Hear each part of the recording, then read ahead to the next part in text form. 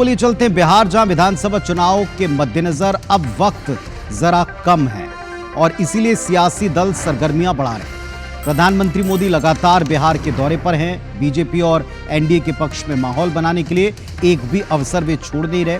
प्रधानमंत्री मोदी शुक्रवार को बिहार के सीवान पहुंचे और करोड़ों रुपए के विकास कार्यों की सौगात दी।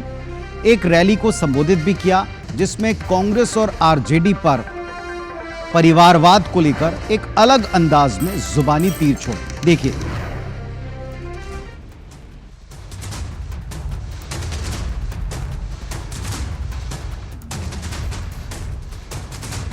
जिस बिहार ने सदियों तक भारत की प्रगति को नेतृत्व दिया, उसको पंजे और लालटेन के शिकंजे ने पलायन का प्रतीक बना दिया था।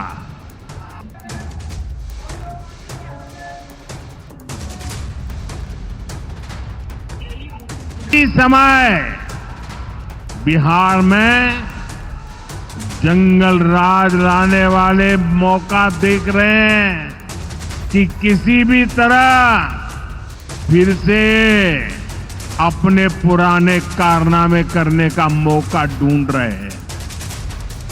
बिहार से आर्थिक संसाधनों पर कब्जा करें, इसके लिए वो तरह तरह के हथकंडे अपना रहे हैं। बीते 3 महीने में तीसरी बार बिहार पहुंचे पीएम मोदी के टारगेट पर एक बार फिर से आरजेडी और कांग्रेस रहे। सीवान में आयोजित एक रैली में सीएम नीतीश और डिप्टी सीएम सम्राट चौधरी के साथ एक गाड़ी में एंट्री करते हैं और फिर मंच में सबसे पहले दलित कार्ड खेलते हुए लालू और आरजेडी पर अंबेडकर का अपमान करने के लिए कटघरे में खड़ा करते हैं। पूरे देश ने देखा है कि आरजेडी वालों ने बाबा साहेब की तस्वीर के साथ क्या व्यवहार किया। मैं देख रहा था बिहार में पोस्टर लगे हैं कि बाबा साहब के अपमान पर माफी मांगो, लेकिन मैं जानता हूं ये लोग कभी माफी नहीं मांगेंगे। अब सवाल है कि मोदी ने इस बार सीवान को क्यों चुना। दरअसल सारण प्रमंडल में 24 विधानसभा सीटें हैं, जिसमें 14 विधानसभा सीट पर महागठबंधन का कब्जा है। सारण प्रमंडल में सीवान में जहां पीएम मोदी ने रैली की, वहां की 8 मुस्लिम विधानसभा सीटें हैं, जिनमें से 6 पर महागठबंधन का कब्जा है। इन सीटों पर 25% से ज्यादा मुस्लिम आबादी है। सारण की 10 में से 3 सीटें बीजेपी के पास है। लोकसभा चुनाव में भोजपुर के इस इलाके में बीजेपी को काफी डेंट लगा था। ऐसे में पीएम मोदी ने सीवान की जनता के सामने न सिर्फ डबल इंजन की सरकार की तारीफ की, बल्कि दामाद आयोग को मुद्दा बनाने वाली आरजेडी को परिवार के मुद्दे पर घेरा। तो देश में सबको आगे बढ़ने के अवसर मिले, किसी के साथ भी भेदभाव न हो, ये हमारे संविधान की भावना है। हम भी इसी भाव से कहते हैं, सबका साथ, सबका विकास। लेकिन लालटेन और पंजे वाले कहते हैं परिवार का साथ, परिवार का विकास। हम कहते हैं सबका साथ, सबका विकास। वो कहते हैं परिवार का साथ, परिवार का विकास। परिवारवाद और जंगलराज के लिए पीएम मोदी ने विपक्ष को घेरा, तो लालू और तेजस्वी की तरफ से भी जवाबी हमला आया। बिहार में इसी साल सितंबर-अक्टूबर महीने में विधानसभा चुनाव है, इसीलिए मोदी का दौरा और अहम हो जाता है। बिहार में 2020 में हुए विधानसभा चुनाव में 243 सीटों में से आरजेडी 75 सीट जीतकर सबसे बड़ी पार्टी के तौर पर उभरी थी, जबकि बीजेपी को 74 सीटें मिली थी। जेडीयू ने 43 सीटें जीती थी। यानी जैसे जैसे चुनाव करीब आएगा, सियासी रैली और जुबानी तीर और चलेंगे। Bureau report, IBC 24।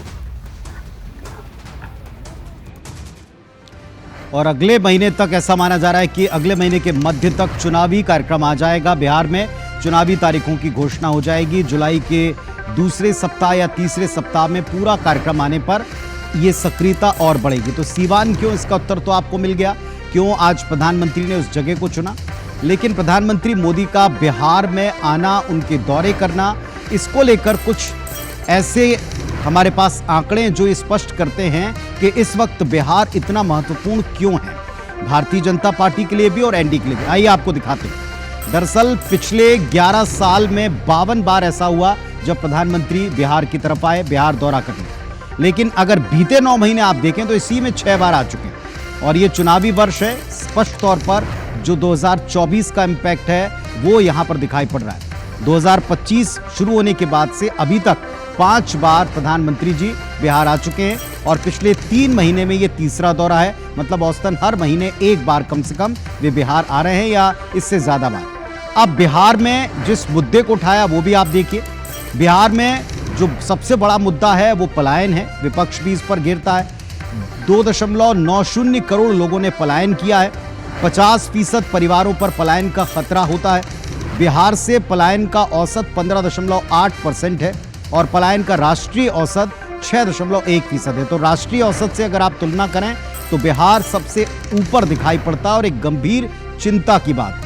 पलायन करने वालों में 10% सवर्ण हैं, ये भी अपने आप में पार्टियों के लिए एक विषय हो सकता है।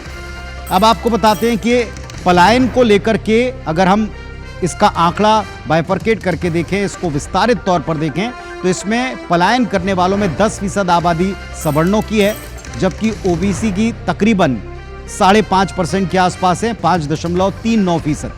वहीं ओबीसी को लेकर के, ईबीसी को लेकर के अगर आप देखें, अति पिछड़ा वर्ग जो एक कैटेगरी है, इसमें आप देखें 3.9% है और दलित वर्ग से 2.5%, 2.5% के आसपास पलायन होता है। बिहार में एक आंकड़ा यह भी है कि भारतीय जनता पार्टी हो या कांग्रेस पार्टी, दोनों ने अपने अपने दांव खेले हैं, दोनों राष्ट्रीय दल हैं, लेकिन इन दोनों को क्षेत्रीय दलों का ही सहारा है। तो अब भारतीय जनता पार्टी के लिए बिहार कैसे अहम है, जरा समझने की कोशिश करते हैं। दरअसल दिल्ली का रास्ता यूपी बिहार से तय होता है। यूपी में पिछली बार थोड़ी ढील दी थी तो असर देख लिया 24 में।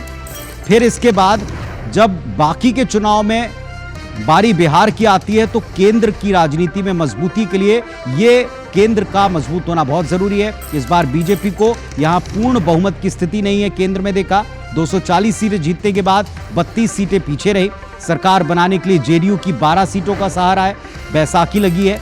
लोकसभा में हारी सीटें विधानसभा में भरपाई करने का प्लान बन रहा है और इसीलिए बिहार अब की बार इतना इंपॉर्टेंट है। वैसे इसकी 2 और भी वजह हमको नजर आती हैं और ये जो 2 प्रमुख वजह हैं उनमें से एक वजह ये भी है कि बिहार में अब की बार बहुत से निर्णयों के बाद पहली बार चुनाव होंगे।